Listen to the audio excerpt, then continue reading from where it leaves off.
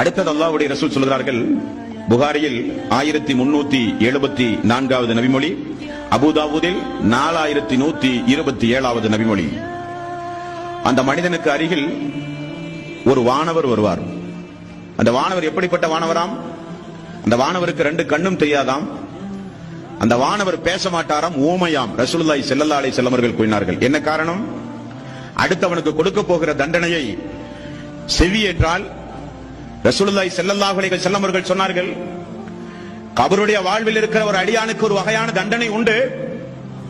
அந்த தண்டனையை யாராவது பூமிக்கு மேல் செவியேற்றால் பூமிக்கு மேல் இருக்கிற எல்லா மனிதர்களும் மயக்கம் போட்டு கீழே விழுந்து விடுவார்கள். அப்படிப்பட்ட ஒரு தண்டனை.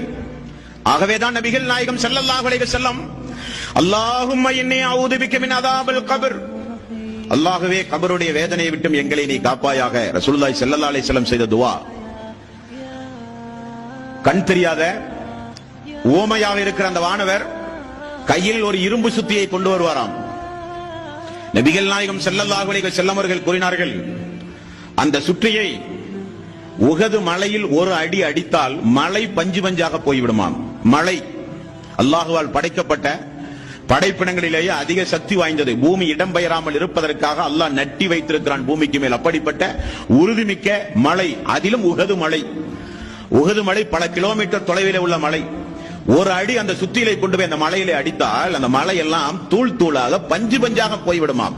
அப்படிப்பட்ட சக்தி வாய்ந்த சுற்றில் அதை எடுத்து கொண்டு வந்து அல்லாஹ்வுக்கு துரோகம் செய்து மார்க்கத்தை நிராகரித்து பெரும் பாவங்களில் தொடர்ந்து ஈடுபட்டு முனாஃபிக்காக உலகத்திலே வாழ்ந்து அல்லாஹ்வுக்கு இணைதுணைகளை ஏற்படுத்தி வாழ்ந்து அல்லாஹ் தடுத்த ஹராமான காரியங்களை தொடர்ந்து செய்து உலகத்தில் வாழ்ந்தானே, அவனுடைய 2 காதுகளுக்கு மத்தியில் ரசூலுல்லாஹி ஸல்லல்லாஹு அலைஹி வஸல்லம் அவர்கள் கூறுகிறார்கள், அவனுடைய 2 காதுகளுக்கு மத்தியில் பிடரியில் ஓங்கி ஒரு அடி அடிப்பார்களாம்.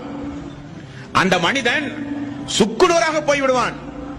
அந்த நேரத்தில் அவன் போடுகிற அந்த சப்தத்தை எல்லா உயிர் ஜீவராசிகளும் கேட்கிறது. மனிதர்களாகிய நீங்கள் கேட்டால் மயக்கமுட்டு கீழே விழுந்து விடுவீர்கள். அப்படிப்பட்ட ஒரு அலறல் சப்தம். மீண்டும் அவனுடைய உடம்பு சேருகிறது. மறுபடியும் கொண்டு வந்து அவனை அடிப்பார்கள்.